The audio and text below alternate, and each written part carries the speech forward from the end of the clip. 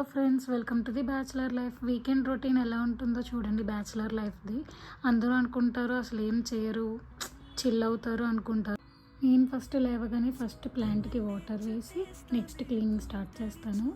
Cleaning పెద్ద process అండి. ఇది నార్మల్ వీడియో అయితే మీరు చూడడానికి చాలా టైం పడుతుంది కాబట్టి నేను టైం ల్యాబ్స్లో పెట్టేశాను.